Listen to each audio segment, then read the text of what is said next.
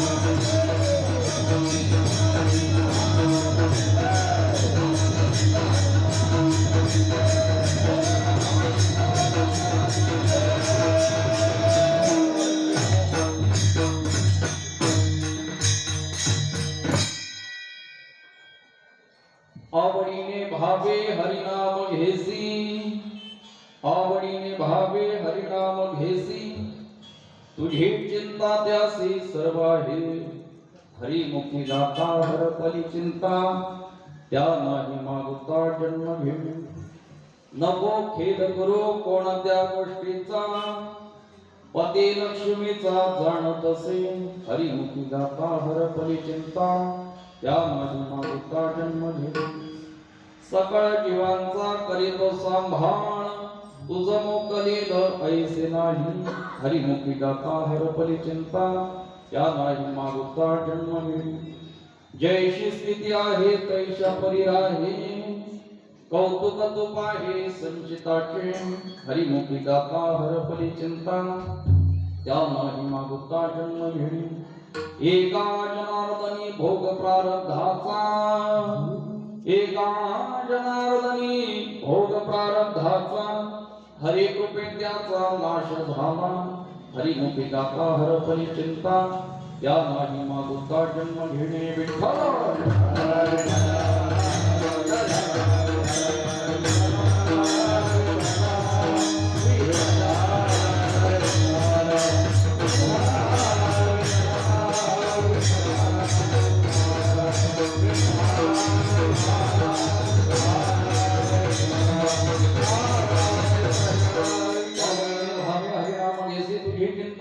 सर्व आहे.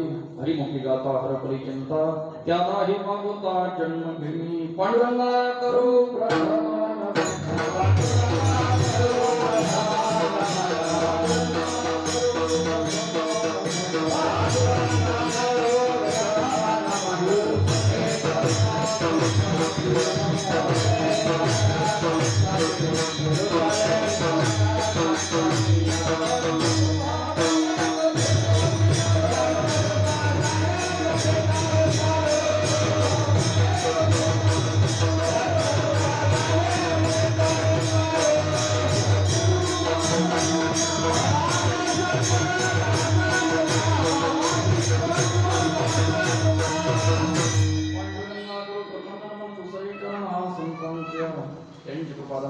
विस्तार. बाबाजी सद्गुरु दासदत्तम आत्मरूप गणेश स्मरण सकळ विद्यांचे अधिकरण तेचे बंधू श्रीकृष्ण ते नमस्कार.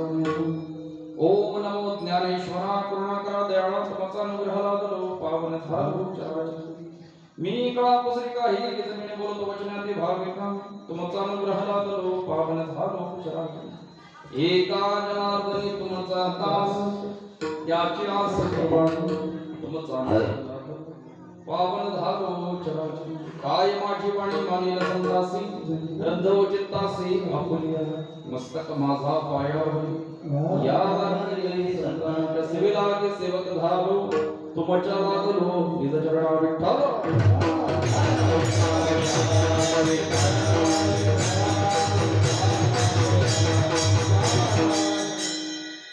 प्रस्तुत प्राप्त प्रसंग कीर्तन रोटी स्वीकारताना वडील आहोत सक्षेत्र पैठण निवासी शांती ब्रह्म एकनाथ महाराजांचा असो एकनाथ महाराज या अभंगाच्या माध्यमातून आवडीने आणि भावशुद्धांत करण्याचं परमात्म्याचं नामचिंतन केलं तर आपलं जीवन चिंता रहित होऊ नाही प्रारब्ध वशात असलेल्या सगळ्या भोगांचा नाश कसा करतो याचं चिंतन या अभंगातून स्पष्ट करतात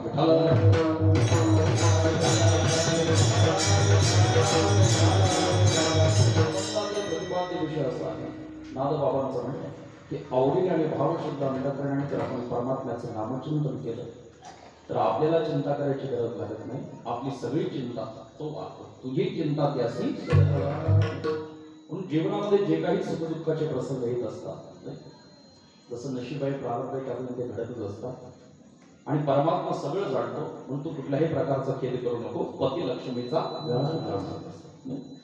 आणि सगळ्यांचा सांभाळ करणारा तो परमेश्वर आहे म्हणून तुझा अवेर करेल असं काही होणार तुझं मोकाली आईसे म्हणून जीवनात जशी स्थिती प्राप्त होईल त्या स्थितीमध्ये राहायचं आणि जसं संचितात आहे त्या पद्धतीने घडणार आहे कौतुक तू पाहे संचित मग परमात्म्याचं नामचिंतन जर घडलं तर आपल्या प्रारब्धामध्ये बदल करण्याची ताकद त्या परमेश्वरात नाही पण त्या परमेश्वराच्या कृपेमध्ये एका जनार्दनी भोग प्रारब्धाचा आणि हरी कृपे त्याचा नाश मग त्याची कृपा संपादन करण्याकरता काय केलं पाहिजे तर आवडीने भाव शुद्धांतकरणाने त्याचं नामचिंतन असा होण्याचा स्वभाव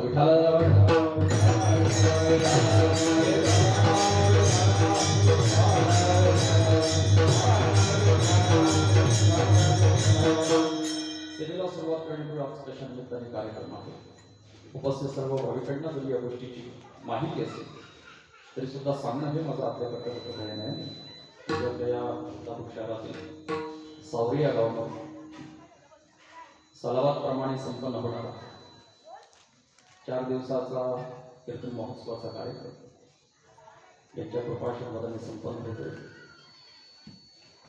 ब्रह्मनिष्ठ स्वातंत्र्यवीर वामन बाबा महाराज तसेच ब्रह्मनिष्ठ पुंडलिक गोवा या दोघांच्या कृपाशीर्वादाने आणि तसेच आपल्या सगळ्यांच्या परिचयाच्या असणार म्हणजे ओजस्वी परंपरेचे तेजस्वी हे त्यांना आपण संबोधलं जातं बरोबर या देवत्वपारायण तपस्वी वासुदेव महाराज म्हणून यांच्या प्रेरणेने आणि शांताराम बाबा महाराज होईल यांच्या मार्गदर्शन संपन्न होणारा हा महोत्सव गेल्या जवळजवळ 44 वर्षापासून मोठ्या आनंदात उत्साहात ठिकाणी संपन्न होत आहे आणि यंदा 45व्या वर्षामध्ये पदार्पण करत असतात पहिल्या दिवसाची नामचिंतनाची शरणमूर्ती सेवा माझ्यासाठी त्यांची कामगारांची पूर्ण करण्यात आली या ठिकाणी येण्याचा त्यांच्यामुळे प्राप्त झाला की याच गावातील असणारी काही नातेवाईक मंडळी असतात ज्यांच्या शांताराम बाबांची व्याई आदरणीय श्री हरिभक्तीपारायण पुंडलिक बाबा असतील पिसेकर त्यांचे सुपुत्र म्हणजे अर्थात सावरे गावचे जावई संतोषजी सुभाष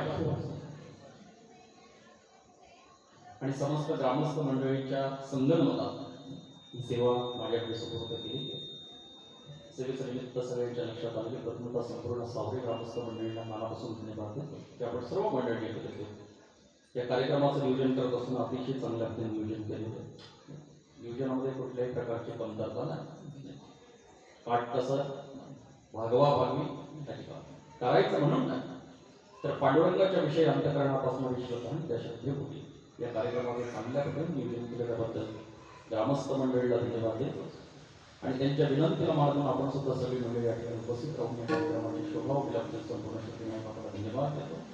आणि ग्रामस्थ मंडळीच्या निमंत्रणात उपस्थित सर्व मायबाप श्रोत्यांच्या दर्शनाचा मला झालेला आपला संबंध आहे. उपस्थित सर्व गुणीजन, गायनाच्या, मृदुंगाच्या, विणीकरी बाबा, कीर्तनकार, प्रवचनकार, महाराज मंडळ आणि आपण सर्व देव श्रोतृवर्ग या सर्वांच्या उपस्थितीत कार्यक्रमाला लावलेली भव्यता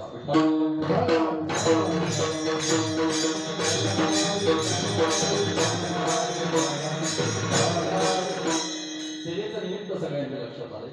यंदाचा 45वा वर्ष आणि त्यातला पहिला तास आणि पहिला दिवस म्हटलं की कीर्तनकाराला बंधन असतं. कारण पहिल्या दिवसात नामचिंतनाने सुरुवात करायची असते.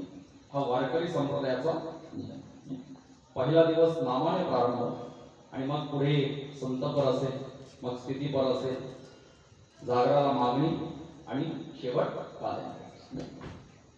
म्हणजे याचा अर्थ असाही होईल की पहिला आणि शेवटच्या दिवसाला बंधन असतं, मग मध्ये काही सांगितलं तरी चालतंय. त्याकरताही बंधन घालतोय. भक्ती ज्ञान आधी करावं की न करावं, प्रेम भरी वैराग्याच्या युक्ती जेणेकरून अंतरी ठसावी होती श्रीहरीची. ऐसी कीर्तन मर्यादा आहे बुवाच्या घरची. बुवाच्या संतांनीच मामा ही मर्यादा घालून आणि त्या मर्यादेचं पालन करत असताना आजचा पहिला दिवस म्हटला की नामचिंतनाने प्रारंभ. कारण सगळ्याच्या आधी काय नाम आहे. जसं पहा, आरंभी आवडी आदरे आले याने नामन प्रारंभ. म्हणून तर पहा, एक प्रमाण सगळ्यांच्या पाठातलं सकळ मंगळ श्री विठ्ठलाचे नाम श्रेष्ठ असणारे नाम आणि त्या नामचिंतनाने प्रारंभ करायचा असतो. आणि प्रथमतः संपूर्ण ग्रामस्थ मंडळीला याकरता धन्यवाद द्यावंसं वाटतं की जवळजवळ 45 वर्षापासून आपण सर्व मंडळी ही परंपरा सांभाळली. तर सध्याच्या काळात कार्यक्रमाला सुरुवात करायची म्हटली तर खूप जोर असतो लोकांचा, पण ते पुढे टिकत राहणं, त्याचा सांभाळ होणं खूप कठीण असतं. आता तुम्ही फक्त नवीन सप्ताहाला नवीन मंदिराचे प्राणप्रतिष्ठा करा, तिथे उत्सवाला सुरुवात करा, खूप माणसांची गर्दी होईल. म्हणून तर 1 घंटेच्या 2 घंटे व्हायला टाइम लागत नाही, पण ते सांभाळण्याकरता म्हणून तर म्हटलं कठीण योगा होणी शेप हो बलिया होय. जसं फुकटचं अन्न मिळणं हा योग आहे, पण ते पचणं तसं सप्ताहाला महोत्सवाला सुरुवात करणं हे सोपं, पण ते टिकणं खूप कठीण आहे. आणि आपण सर्व मंडळी एका माईची लेकरं होत या उत्सवामध्ये सहभागी. आणि उत्सव म्हटला की त्याचं निमित्तच आहे एकत्रीकरण. उत्सव शब्दाचा अर्थही असा, उत म्हणजे आनंद आणि सव म्हणजे एकत्रित. सगळे आपण जो शब्द वापरलाय तो एकत्रीकरण, म्हणजे सगळ्यांच्या एकत्रीकरणात आनंद निर्माण होत असतो. आणि याकरता जुन्या सगळ्या पांडुरंग बाबा असतील, वामन बाबा असतील, पुढले बाबा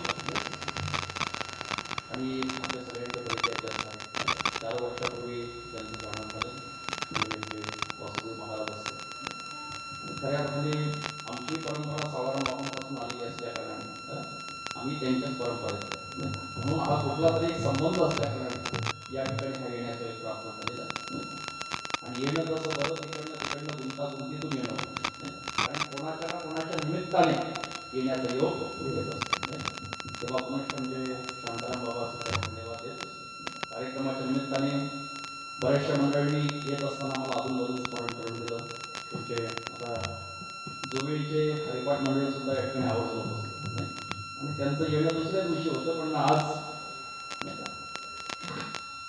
जवळचा संबंध असला की माणसं येत असतात. मग ठरलं असतं त्यांना की माझे जातीचे मत भेटत कोणी सगळी मंडळी उद्या येण्याच्या ऐवजी म्हणजे उदयची हे असतील सगळ्या हरिपाठ मंडळाला उपस्थित राहिले, सगळीच मंडळी असतील. म्हणजे आमच्या बाबांनी आम्हाला सकाळीच सांगितलं की बाबा येणार आहेत, त्यानिमित्ताने त्यांची भेट होईल. सगळीच मंडळी असतील. आता सगळ्यांची नावं काही मला माहीत नाही, पण सगळ्यांच्या विषयी माझ्या अंतःकरणामध्ये पांडुरंगासारखा आणि माऊलीसारखा आदर आहे. सगळ्यांना एकदा महाराजाच्या गादीवरून मनोभावे वंदन.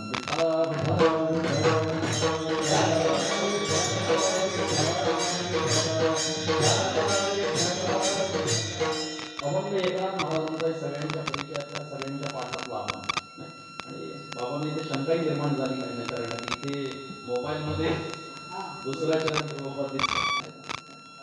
तुमचंही बरोबर आहे. पण हा हरिपाठ प्रकरणात जसं माऊलीचा हरिपाठ आणि त्याच्यामध्ये कुठलाही अभाव नाही आणि त्याच्यामध्ये द्रौपद जरी हरिमुखी म्हणा नसतं लिहिलेलं तरी सुद्धा द्रौपद तेच घ्यावं तसा हा नाथांचा हरिपाठ या प्रकरणातील आपला आहे. म्हणून इथे तुम्हाला वाटत असेल मोबाईल मध्ये हरिमुखी गाता आरपली चिंता ही दिसत नाही, दुवा चुकला की काय म्हणून तेही आत्मविश्वासाने मोबाईल दाखवत होते की याच्यात नाही. पण असं कधी कधी कमीपणा घ्यायचा नाही तर मग आपलं पितळ उघडं पडत म्हणून सांभाळून असतं लोकांच्या समोर किंवा संकल्पित वेळेमध्ये अभंगावर चिंतन करून कीर्तन पांडुरंगाच्या चरणी आपल्याला समर्पित करायचं. वेळ किती झालेली आहे माझ्याकडे तुम्हाला चांगलं ठाऊक आणि पहिला दिवस असल्या कारणाने थोडासा उशीर होत असतो नाही का पहिला दिवस.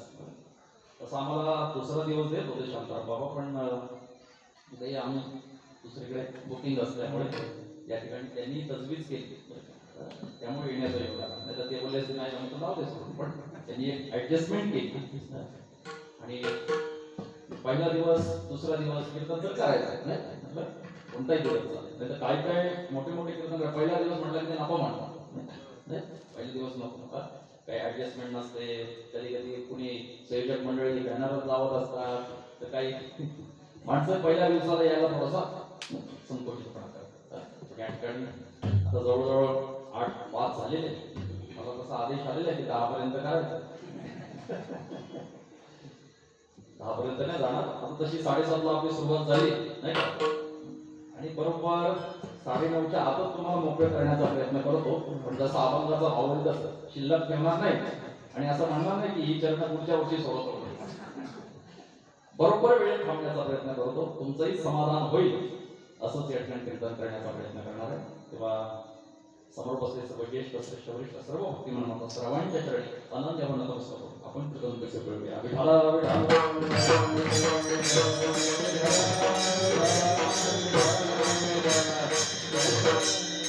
नाथ बाबांचा नाथ बाबा या अभंगाच्या माध्यमातून परमात्म्याचं जर नामचिंतन केलं तर आपल्याला चिंता करायची गरज नाही. आपली सगळी चिंता तो वाहतो आणि प्रारब्ध वशात असलेल्या सगळ्या भोगांचा नाश सुद्धा नामचिंतनाने होतो. याकरता नामाचं महत्व पहिल्यांदा नाथ बाबांचा अधिकार जर आपण जाणून घेतला तर लक्षात येईल. कारण काय सांगतो यापेक्षा कोण सांगतो फार महत्त्वाचं. एका एका संतांचं एका एका गुणाने वैशिष्ट्य आपल्याला लक्षात येईल. ज्ञान शब्द आला की ज्ञानोबा आहे, प्रेम शब्द आला की नामदेव आहे, वैराग्य शब्द आला की तुकोबा आहे, निष्ठा शब्द आला की निळोबा आहे आणि शांती शब्द आला की पैठण निवासी शांती ब्रह्म एकांत मार्ग. पहा सगळ्यांच्या पाठातलं ज्ञानदेव ज्ञानदेव म्हणतात. ज्ञानदेव तो देतो. ज्ञानाचं खातं ज्ञानोबा, प्रेमाचं खातं नामदेव महाराजांकडे.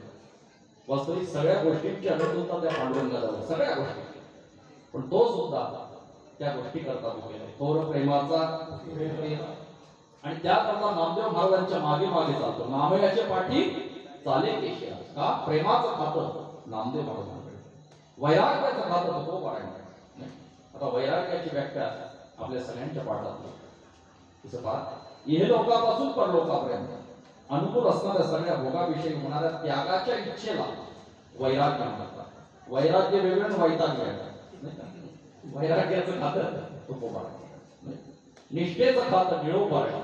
म्हणजे एक वेळ देवाला सुद्धा मावळणार पण गुरुविषयी एकनिष्ठ असणारे निळोबारायण आणि शांतीचं खातं शांती ब्रह्म पहा. नाहीतर काही काही संत आहेत पण शांत नाही, काही शांत आहेत पण संत नाही, काही संतही आहेत शांतही आहेत पण श्रीमंत नाही. पण संत शांत आणि श्रीमंत या तिन्हीचं एकत्रीकरण म्हणजे एकनाथ महाराज. विठाला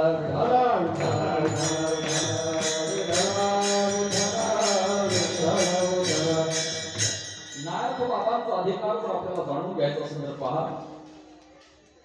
आजही काय काय तपस्वी साधू हिमालयाच्या गुहेमध्ये साधना करतात, झाडाला उलट टाळून घेतात. आपण कुंभमेळ्याच्या त्या सगळ्या व्हिडिओ जर बघितले असतील तर लक्षात येईल काय काय साधूंची साधना चाललेली असते. काही काट्यावर झोपलेले आहेत, काही इथून सगळी आरपार घातलेली, काय काय साधना, काही एका पायावर साधना करतात. अशांनाही परमात्मा दर्शन देते. पहा, नाहीतर हिमालयाच्या गुहेमध्ये काही तपस्वी साधू झाडाला उलट टांगून घ्या आणि त्या उलट्या टांगलेल्या तपस्वींना कावळे बिल पक्षी जिवंतपणे लचके तोडू तोडू खा. पण त्या कावळ्यांना ते तपस्वी विनंती करतात की खा बाबा खा, आमचं सगळं मांस खा, पण जोपर्यंत आमचा परमात्मा आम्हाला दर्शन देत नाही तोपर्यंत आमचे पोळी पाडतात. खादा सबतन खाई चुन चुन खाई मांस दो नयना छांड दियो पिया मिलन की. अशा नाही तो परमात्मा दर्शन देत नाही. तो परमात्मा नाथ बाबांच्या घरी 1 वर्ष नाही 2 वर्ष नाही तर 36 वर्ष कावडीने पाणी भरण्याचं काम. कावडीने पाणी ज्या घरी चक्र पाणी वाही अनन्य भक्ती व्हावे निळा बंदित असे. आणि नाथ बाबा जर का नदीवर आंघोळीला गेले तर त्यांचं धोतर डोंगरीवर धुवून आणायचं. देवपूजेला बसले तर चंदन उगाळून द्यायचं. प्रवचनाला बसले तर हातात काठी घ्यायची चोपदार केली आणि कीर्तनाला उभे राहिले तर गळ्यात टाळ घ्यायचं द्रोपदार आणि उरलेल्या वेळामध्ये पाणी भरण्याचं काम. श्री एकनाथ सदनी माधवजी सर्व कामे ही करीतो स्वकरे चंदन घासी गंगेचे पाणी कावडी तो परमात्मा. नाथबाबांचा अधिकार जर आणखी आपल्याला पाहायचं असेल तर नाथबाबांच्या समकालीन बाबा दासोपंत नावाचे संत दासो यांचाही अधिकार सामान्य. दासोपंतांच्या सोबत सोंगट्या खेळण्याकरता जगाचा बाप यायचा सोंगट्या. आणि एक दिवस जगाचा बाप आणि दासोपंत सोंगट्या खेळत असताना मी तिथेच होतो. नाथबाबा आला, पण नाथबाबा आल्यानंतर परमात्मा अंतर्धान पावले. पण गैरसमज झाला दासोपंतांचा की पठ्ठ्यासोबत सोंगट्या खेळणारा जगाचा बाप पैठणचा नाथबाबा आल्यानंतर निघून गेला. कदाचित आगवा दर्शन देण्याच्या लायकीचा गैरसमज. आणि मग दासोपंतांच्या आणि नाथबाबांच्या चर्चा झाल्या. पारमार्थिक चर्चा, कानेवाड्याबद्दल नाही. गोड पाणी झालं कारण तेव्हा चाही नव्हता. आणि मग नाथबाबांनी सांगितलं दासोपंत येतो मी, कधी जर पैठणला आला तर या वाड्यावर. दासोपंतांनी सांगितलं जरूर ये. आणि एक दिवस दासोपंत पैठणला नाथबाबांचा वाडा विचारत आला आणि दारातलं दृश्य बघितलं आणि चकित झालं. का? पठ्ठ्यासोबत सोंगट्या खेळणारा जगाचा बाप हातात काठी घेऊन चोपदारकी करतात. आणि मग विचार करतात देवा तुम्ही तर काय करताय. देवाने तर तोंडावर बोट ठेवलं पण तुम्ही काय करताय. आतमध्ये मालकाचं प्रवचन झालं. कोण मालक? पैठणचे नाथ. पण त्या दिवशी ते आल्यानंतर तुम्ही निघून गेला. मला वाटलं हे दर्शन देण्याच्या लायकी दासोपंत असं कधी कोणाला कमी लेखू. नाथ बाबा मानत आहे आणि मी त्यांचा म्हणजे जगाचा बाप नाथ बाबांच्या घरी काम करतो. असे भक्तांच्या घरी काम न सांगता हे मी का सांगतो, काय सांगतो यापेक्षा कोण सांगतो महत्वाचं नाही. बरं कोण सांगतात? ज्यांच्या घरी भगवान 36 वर्ष वागतो अशी अधिकार संपन्न एकनाथ महाराज काय सांगतात? नामाचं महत्व. विठ्ठल विठ्ठल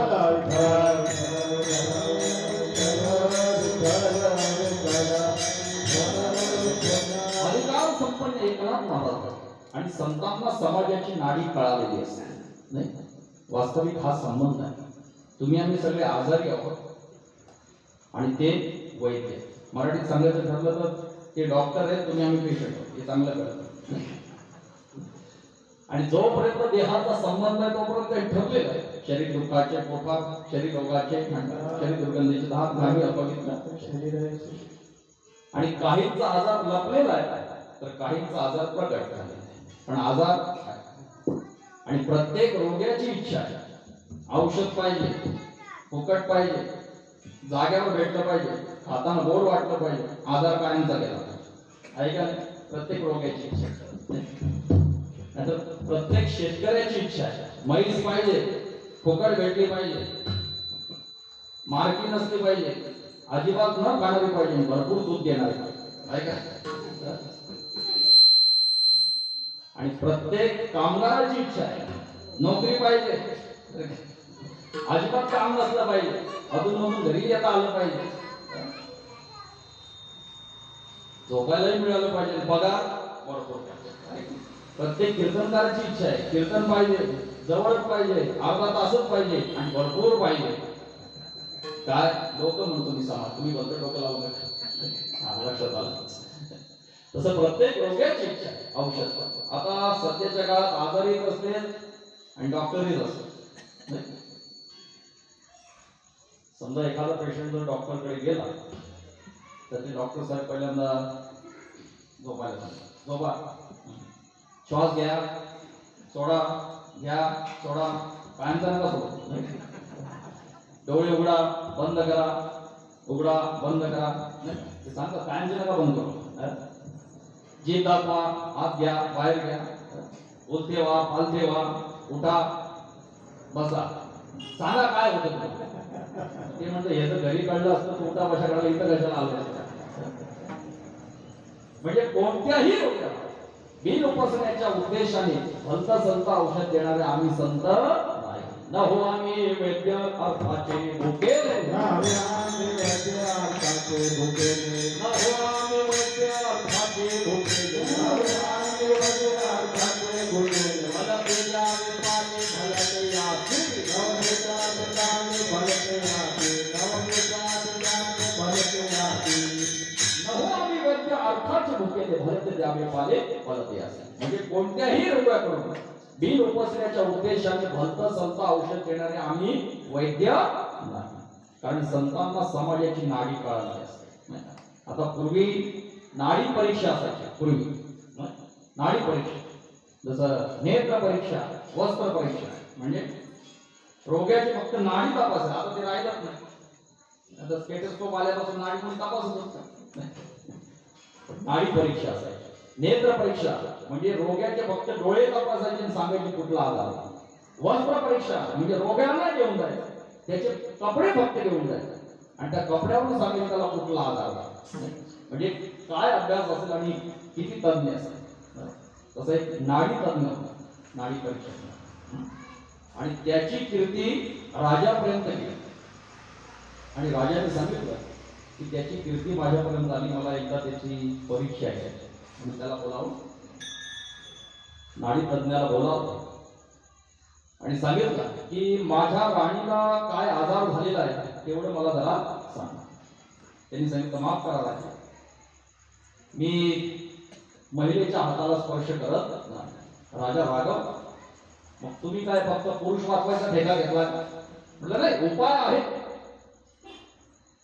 राणीला एका खोलीमध्ये बंद करा, हाताला दोरी बांधा आणि त्या दोरीचं टोक माझ्या हातात घ्या, तिथून मी सांगेन राणीला काय आजार, म्हणजे किती तज्ञ असेल. आता राजाने परीक्षा घ्यायची होती म्हणून राजाने काय केलं, त्या खोलीमध्ये एक म्हैस बांधली आणि दोरी म्हशीच्या पायाला बांधून टोक दिलं त्या नाडी तज्ञाच्या हातात. आणि मग विचार, सांगा आता काय आजार आहे. जवळजवळ अर्धा तास झाला, 1 तास 8:20 वाजले, घामा होऊन झाला, सांगता येईना. पण न्याय दिला त्याने, राजे ही नाडी माणसाची नाही, जनावराची. म्हणजे काय तज्ञ का तशी संताला समाजाची नाडी कळाली. कोणाला काय पाहिजे हे संतांना जरूर कळाले. आणि नाथबाबांनी समाजाकडे बघितलं, सिंहावलोकन केलं, तेव्हा त्यांच्या लक्षात आलं की सध्याच्या काळात माणसं 3 प्रकारात पडली. काही स्मरण करताना दिसली, काही चिंतन करताना दिसली, तर काही चिंता करताना दिसली. चालू बरं का आपण. आता स्मरण नेहमी भूतकाळात असतं, चिंतन नेहमी वर्तमानात असतं आणि चिंता असते ती भविष्य. स्मरण नेहमी भूतकाळ, कसं होतं आणि कसं होतं, स्मरण भूतकाळ नाही. पहिले परिस्थिती प्रपंचाकरता प्रतिकूल होती नाही. आता समृद्धी, वडोदरा, जैन पेटी मार्ग गेला, पहिले काही होतं, आता स्मरण नेहमी भूतकाळ, चिंतन नेहमी वर्तमानात असतं. चालू स्थितीत माणसं चिंतन करत असतात. आता महिला मंडळी कीर्तनाला यायचं ठरलं तर काही काही येतात, घराला कुलूप लावले आणि काही गडबडीत आल्यामुळे कुलूप लावतात पण उडून नाही बघत. इथं बसल्यानंतर लक्षात येतं कुलूप लावलं पण उडून नाही बघत. लागलं असेल की नाही, लागलं असेल की नाही, बसतात कीर्तनात, झटके मारत चिंतन करतात घरच्या कुलपात. चिंतन वर्तमान. आणि चिंता असते ती भविष्याची प्रत्येकाला. माणूस दिवसभर काबाड कष्ट करतो, संध्याकाळी घरी आला, जेवण झालं, पलंगावर कलंडला की त्याच्या समोर उभी राहते ती चिंता प्रमाणे. खाटेवरी पडता चिंता व्यापे हरी कथा ऐकता निद्रे ना गमिले तत्वता. खाटेवरी पडता चिंता व्यापे. आणि चिंता ही प्रत्येकाला चिंतेचे विषय वेगवेगळे असते, पण चिंता नाही असा माणूस प्रत्येकाला. नैया चलाने वाले को चिंता तूफान, सफर करने वाले को चिंता सामान की, किराएदार को चिंता मकान. चिंता नाही असा माणूस नाही. आणि चिंता ही जाळण्याचं काम करते, जाळण्याचं. चिंता की बडी आग लगी है जले सब संसार. आता वास्तविक चिंता आणि चिंता दोन्ही शब्द परिचय आहे, फक्त एक अनुस्वाराचा फरक आहे. पण फरक पहा किती फरक आहे. चिंता जिवंत माणसाला जाळते आणि चिता मेलेल्याला. आणखी फरक, चिंता जन्मभर जाळते आणि चिता एकदाच जाते. तर दरवर्षी पेटवायचा कार्यक्रम सलावाप्रमाणे याही वर्षी आमच्या यंदा पेटवायचा कार्यक्रम सकुटुंब सपरिवार आहे का नाही. चिता एकदाच जाळते आणि चिंता जन्मभर जाते. फरक असा. चिंता चिंता समख्यात अभिन्न मात्रेण विशेषता. सजीवम दैहती चिंता आणि निर्जीवम दैहती चिंता. आणि चिंता ही प्रत्येकाला. पण नाथ बाबांना विचारले की मला चिंता घालवायची, त्याकरता मी काय केलं. नाथ बाबा सांगतात जसं मी तुम्हाला उदाहरण देतो, मग आपण आता पंढरपूरला त्या वाळवंटाच्या भूमीवर तीर्थ दुकान असतं. तीर्थ दुकान म्हणजे त्या बाईच्या डोक्यावर पुस्तकाचं टोपलं आणि बाप्या तिचा नवरा त्याच्या गळ्यात पेटी असते आणि ते बारीक आवाजात शिवाजीचा पुस्तक बारीक आवाज. पत्नीने पतीचे नाव घ्यायला पुस्तक 10 रुपये आणि महिला मंडळ तिथं जातात आणि तिथं गेल्यावर ते जाऊन ते पुस्तक खरेदी करतात आणि जशी नावं असतात तशी तर तशी पाठ करतात. त्या नावाचा आणि पतीचा काही संबंध नसतो. नाही नावं पण आधीच्या काळात अशी. सोन्याचा पाऊस, मोत्याच्या धारा. काय सोन्याचा पाऊस, मोत्याच्या धारा. राव निघाले लढाईला अब्दागिरीला. हे शेणाचं डोकं घेऊन जातं, ही म्हणते राव निघाले लढाईला अब्दागिरी. म्हणजे त्या नावाचा आणि पतीचा काही संबंध असतो का. तर आणखी नावं सांगतो तुमच्या सगळ्यांनी पाठात आहे. महिला मंडळाची चांगली पाठ. चांदीची वाटी, पनीरचं तुकडं. बरं, चांदीची वाटी, पनीरचं तुकडं, घास भरत राहा पवाडकर इकडं. नाव आहेत की नाही नाव. आता मधुंगाचार्य तुमचं लग्न झालं का नाही. गाडी कधी तुमच्या घरात नाव घेण्याची पाळी त्यावेळेस तुम्ही नाव काय घ्या. पांडुरंगाच्या कृपेने वाजवण्याची येते मला कला. अमुक अमुकचं नाव घेतो. तुमचं लक्षात आलं ना, इथं बोलता येत ना.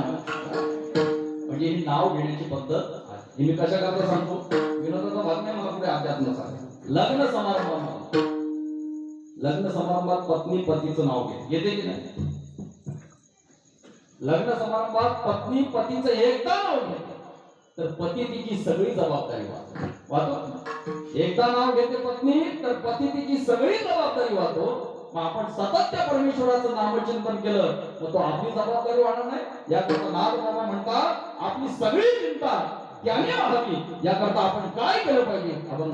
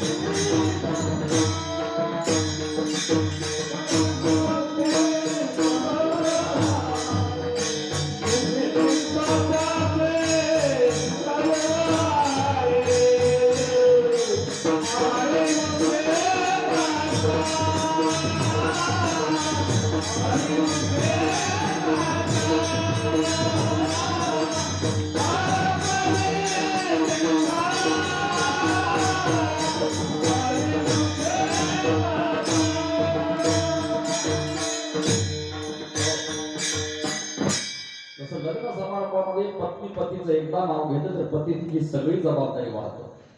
तसं आपण सतत त्या परमेश्वराचं नामचिंतन केलं मग आपल्याला चिंता करायची गरज नाही, आपली सगळी चिंता तो वाहतो. पण त्याकरता आवडीने भावे हरिनाम केसी तुझी चिंता त्यासी सर्व.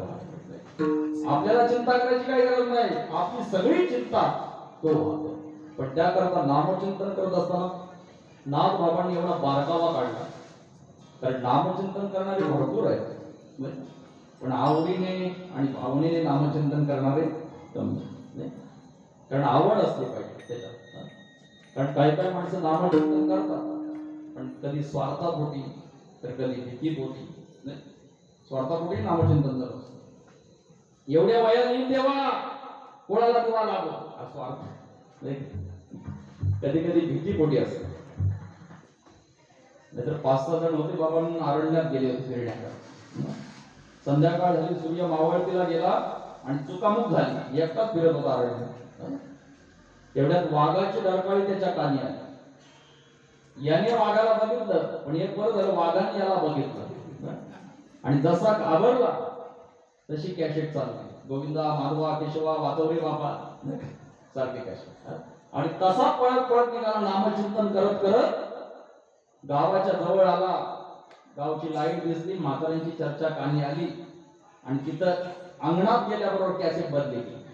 काय कॅसेट? मेरे अंगण हो में तुम्हाला. देव म्हणतं एका अरण्यातच काम होतं का? इथं गावात आल्याबरोबर कॅसेट बदली केली.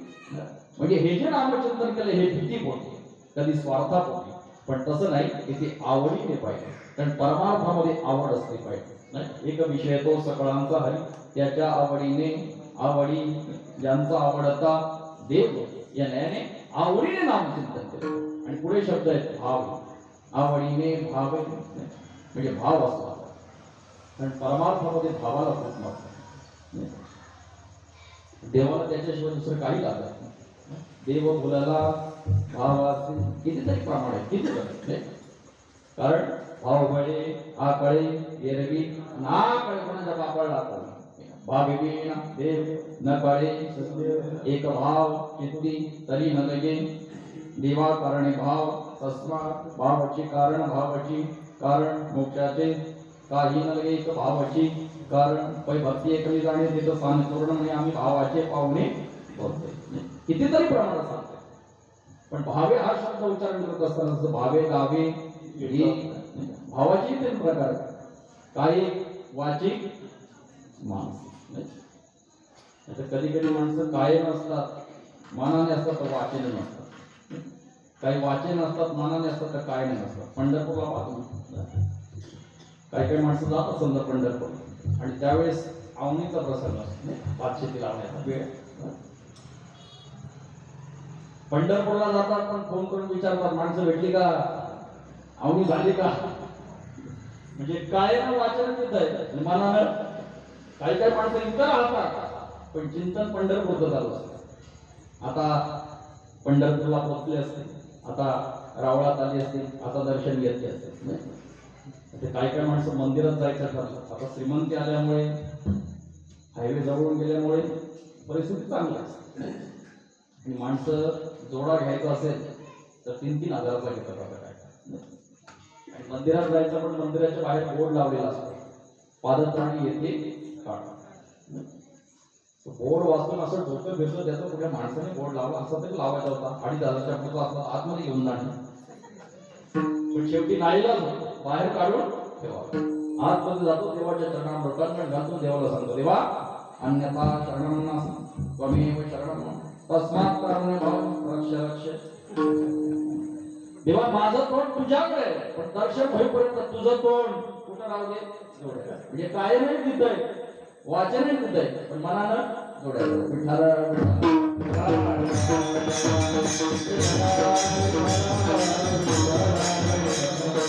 तसं नाही आवडीने आणि भावे सर्व भावे देवासी आहे जसं धनवणी शरणला सर्व भावे देवासी या नाही आवडीने भावे हरिनाम आणि मग तुझी चिंता त्याची आपल्याला चिंता करायची गरज नाही आपली सगळी चिंता तो याकला गीतेतला नवव्या अध्यायामध्ये अनन्य चिंतयन्तो मां ये जना प्रियोपासते तेषां नित्ययुक्ताना योगक्षेम भगवान सांगतात जो अनंत भावनेने माझं चिंतन करतो त्याचा संपूर्ण योगक्षेम मी त्याच्यावरच्या ओव्या सुद्धा पाहून नाही काय ओव्या मग तेही जे जे करावे ती मदची पडले आगवे अजात पक्षाचे निये पक्षिणी आपली काम बुकणे निकेते माऊलीसी करे वगैरे वगैरे पाहून नाही म्हणजे चिंता करायची गरज नाही आपली सगळी चिंता तो आहे आणि याकरता तुम्हाला साधू संतांचे उदाहरण जर पाहिजे असतील तर मी सांगतो साधू संतांच्या जीवनामध्ये भगवान परमात्म्याने त्यांची चिंता वाहिली सांगतो जरा भजन करा विठाला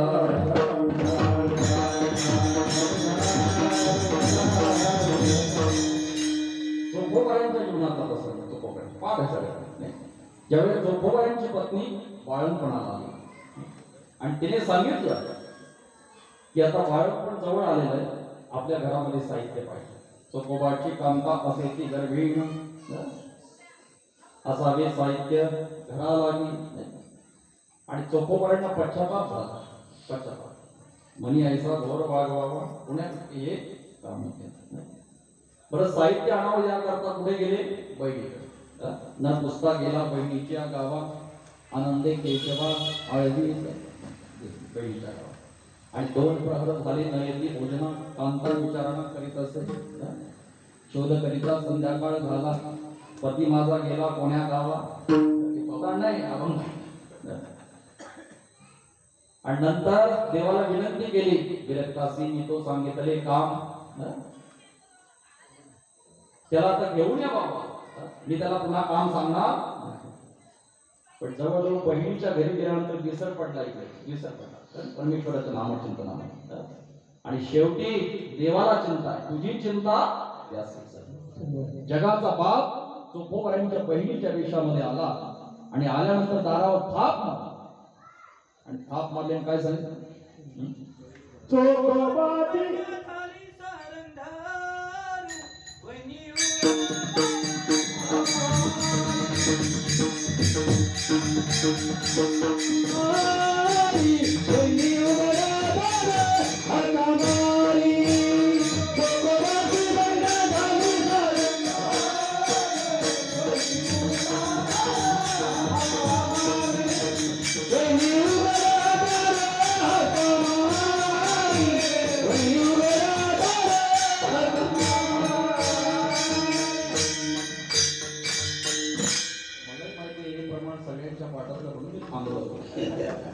चोखोबाची कामता चोखोबाची बहीण धारा शारदर बहिणी उघडादार जगाचा बाप चोखोबाईंच्या बहिणीच्या वेशामध्ये आला आणि येऊन बाळपण केलं चोखोबाईंच्या पत्नीचं वारसा वगैरे सगळा कार्यक्रम पार करून 1 महिन्यानंतर निघून हे उगाच घडतं का तुझी चिंता त्यासी सर्व आपली सगळी चिंता प्रापंचिकही चिंता वाचतो आणि पारमार्थिक चिंता वाचतो तुकोबारांच्या जीवनातला प्रसंग सांगतो तर भजन करा विठाला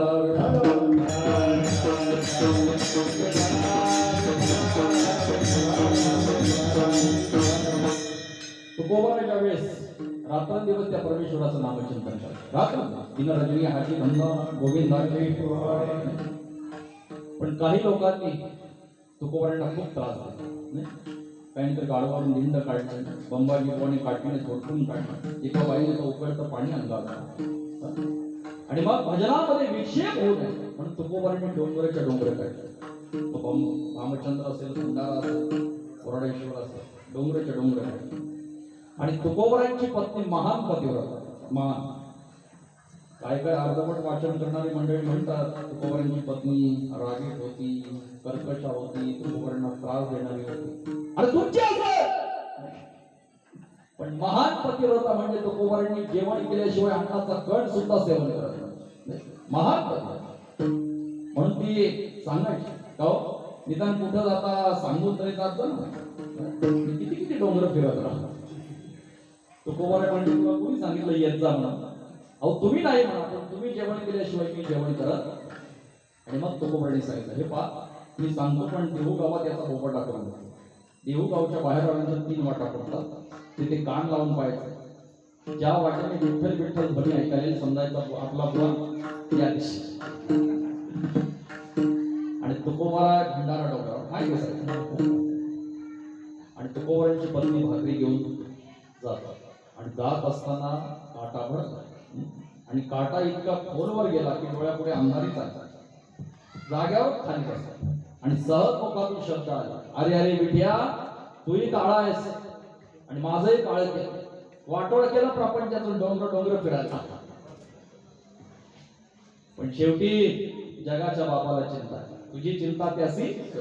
जगाचा बाप दुराख्याच्या मुलाच्या विषामध्ये याला हात पॅन्ट घातली, खांद्यावर कोंबडे, हातात काठी घेऊन, आणि आवाज दिला, काय झालं आई साहेब? जिजाबाईंनी सांगितलं, काटा काटा. देवाने तिथून जावं झालं, मी काढू का काटा? जिजाबाई म्हणतात, अरे तू केवढा आणि काटा केवढा, तुला कसं काढणं शक्य आहे? देव मनात म्हणाले, तुम्हाला म्हणून सांगतो, काय मोठ मोठ्यांचा काढतो, कंसाचा मीच काढलो, रावणाचा मोठ मोठ्यांचा काढला. काटा काढण्याकरता जगाचा बाप तिथे जवळ आला, आणि जिजाबाईचा पाय देवाने आपल्या मांडीवर घेतला.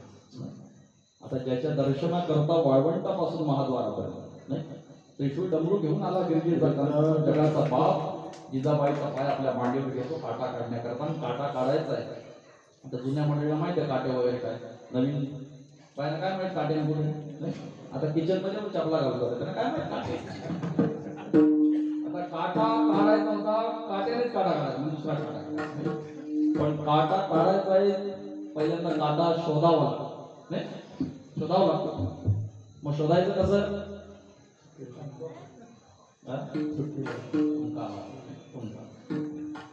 जगाचा बाप तुमका लावला, आणि बराच वेळ झाला तुमकाच लावला. जिजाबाई म्हणाल्या, फार 8:40 झाले तरी तुमकाच लावतो. अरे किती तुमका लावतो?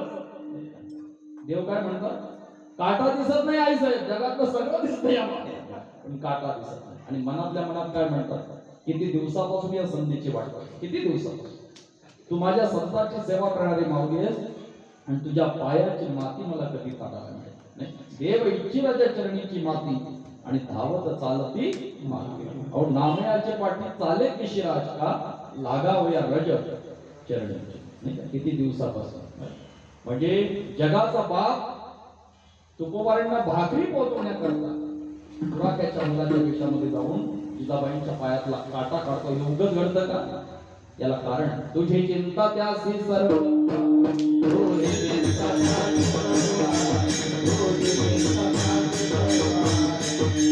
आपली सगळी चिंता तो. आणि मगाशी उल्लेख केला, प्रापंचिकही चिंता सांभाळतो आणि पारमार्थिकही चिंता सांभाळतो. पाहत नाही, नाहीतर गोरोबा काकांच्या जीवनामध्ये, गोरोबा काका ज्यावेळेस गोरोबा काकांचे हात तुटले, कसे तुटले हे नाही मला सांगायचं, पण हात तुटल्यानंतर जगाच्या बापाला चिंता पडली की गोरोबा काकांचा प्रपंच कसा काढला, आणि गोरोबा काकांना चिंता पडली की देवाचं भजन कसं काढलं. पण शेवटी जगाच्या बापाला चिंता, जगाचा बाप तिकडे अरेंजमेंट करू लागला की तिथे खाली जायचं, त्यांची प्रापंचिक चिंता आपण व्हायला पाहिजे. म्हणून जगाच्या बापाने कुंभाराचा वेश घेतला. कुंभाराचा वेश घेतल्यानंतर गरुडाकडे बघितलं. गरुड मनात विचार करू लागले, आता बहुतेक सेवा करायला जावं लागेल. गरुडा इकडे तिकडे काय पाहता, चला आता गाढव व्हायचंय. ठीक आहे म्हटलं, आता सेवक की सांगितले. गरुड गाढव झाला. आता देव विठो कुंभार झाला, गरुड गाढव झाला. पण गाढवाला हाकलण्याकरता बाई पाहिजे नाही, गाढवाला हाकलण्याकरता बाई पाहिजे. कारण बाई शिवाय गाढव हाकलं जात नाही. आता मी तुमच्याच पक्षात नाही. रुक्मिणी माता म्हणतात, देवा इकडे तिकडे काय पाहता, मी आहे की तयार. रुक्मिणी माता ऐकतात आणि तिघ जण आले पेरला आणि दारावर हात मारला. तेव्हा एकाने दार उघडलं, गोरोबा काका आले आणि बघितलं. म्हटलं आपण कोण? म्हटलं मी एक फिरस्ती कुंभार आहे, मला एका मालकाची गरज आहे आणि मला कळालं की तुम्हाला एका सेवकाची गरज आहे. आणि मग गोरोबा काका मनात म्हणू लागले, न जाणू माझ्या प्रपंचाची चिंता देवाला पडली की काय, असं एक सेवक पाठवून दिलं. देव मनात म्हणतात, मला कोण पाठवते, मी चाललो. आणि मग कशी मडकी बनवायचं, कुठं काय सगळं दाखवून दिलं. इथून पाणी आणायचं, इथून माती आणायची. आणि देवाने मडकी बनवायला सुरुवात केली. आता देवाच्या हातची मडकी काय सामान्य असते, गिराईकाने हातात घेतल्याबरोबर मडके घेऊन जायचे. आणि सगळी लोक म्हणायचे, काका तुमचा सेवक तुमच्यापेक्षा चांगली मडकी बनवतो. काका म्हणायचे, काही हरकत नाही, त्या निमित्ताने तुमची सोय. असे अनेक दिवस गेले. गोरोबा काकांची प्रपंचाची चिंता मिटली होती.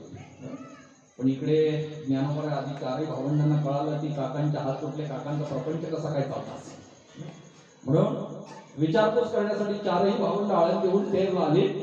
आणि आल्यानंतर इकडे देवाच्या लक्षात आले की आपल्याला ओळखणारे येणार, आता आपल्या गावात गुंडाळा चला. निघून गेले. आणि आल्यानंतर विचारलं, काका एवढा मनस्ताप का करून घेतला, तुमचे हात तुटले, आता तुमचा प्रपंच कसा चालत असेल, प्रपंच जर चालला नाही तर परमार्थ कसा तुमचा. गोरोबा काकांनी सांगितलं, माझ्या प्रपंचाची चिंता देवाला पडली की काय, असा एक कुंभार पाठवून दिला की माझी प्रपंचाची चिंता मिटली. म्हटलं बोलवा बरं तुमच्या त्या सेवकाला. आवाज देण्याकरता गेले गोरोबा काका, पण कुठली ओ येईल. म्हटलं दिसत नाही. बरं त्यांनी बनवलेलं मडकं तर घेऊन या. सेवकाला सांगितलं की मडकं घेऊन ये आणि दाखव. मुक्ताबाईने तपासलं तर त्याच्यावर शंख चक्र पद्मगदा अशी चिन्ह उमटली. आणि मग सांगितलं, काका तुमच्या घरी तो काम करत होता तो सामान्य कुंभार नाही, तर अतिपोट ब्रह्मांड नाही, भगवान पांडुरंग परमात्मा तुमच्या घरी काम करत होता, तुम्हाला कसं कळलं. आणि मग काकांनी अंतरंगातून देवाला विचारलं की देवा माझ्या घरी मडकी बनवण्याचं काम तू का केलं. देवाने सुद्धा अंतरंगाने सांगितलं की गोरोबा काका तुमच्या प्रपंचाची चिंता आम्हाला, हे उगाच घडतं का. तुझी चिंता त्यासी सर्व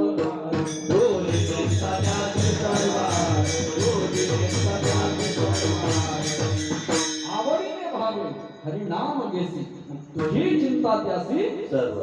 भगवान सांगतात त्याला चिंता करायची गरज नाही, त्याची सगळी चिंता नाही. गीतेमध्ये 12वा अध्याय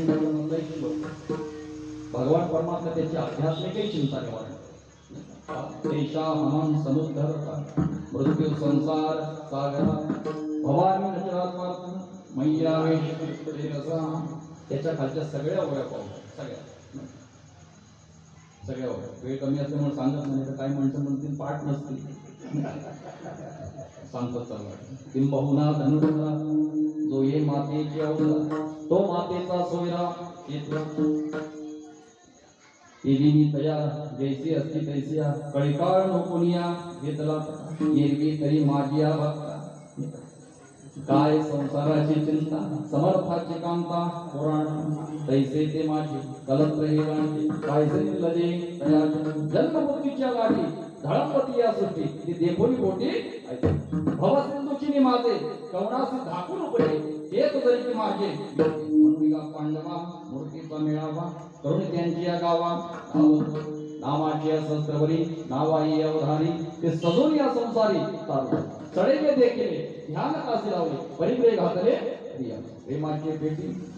आणि मग कळवटी काय काय म्हणून गा माझ्या भक्ता आणि काय संसाराची चिंता समर्थाचे कामता कोरडण मागे झाला एरवी तरी माझ्या भक्ता आणि काय संसाराची चिंता आणखी गोडी तर आठवतोवर भजन करा विठाला म्हणून गा भक्ता नाही एकही चिंता तया ते समर्थ होता आती मी सदा मी म्हणजे मी नाही पांडुरंग परमात्मा छातीला हात लावून सांगतो त्याची सगळी चिंता मी वाहतो तुझी चिंता त्यासी त्यांचा भार वाही माथा करी योगक्षेम चिंता त्यांचा म्हणजे कोणाचा जे अनन्य भावनेने चिंतन करतात त्यांचा बाकी त्यांचा नाही विठ्ठल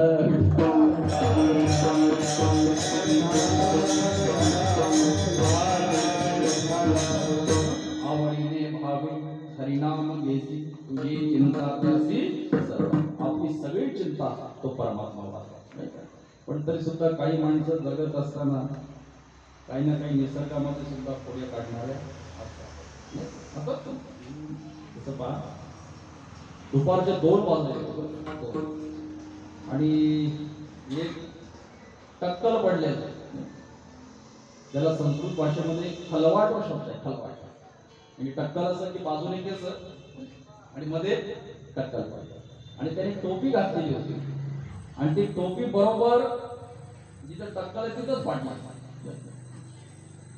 आणि रस्त्याने जात असताना ऊन जास्त असल्या कारणाने एका झाडाच्या खाली सावलीला थांबला आणि ते झाड होतं बाबा बेलाचं तिथं थांबला आणि वरती लक्ष गेलं तर त्या बेलाच्या झाडाला फळं लागलं आणि बसल्या बसल्या समोर लक्ष गेलं तर समोर भोपळ्याचं बेल होतं कसलं भोपळ्याचं आणि सहज मनात विचार आला काय म्हणावं या देवाला एवढंच बेल आणि त्याला एवढा मोठा भोपळा आणि एवढं मोठं बेलाचं झाड आणि त्याला एवढंच फळ काय देवाला कळतं की नाही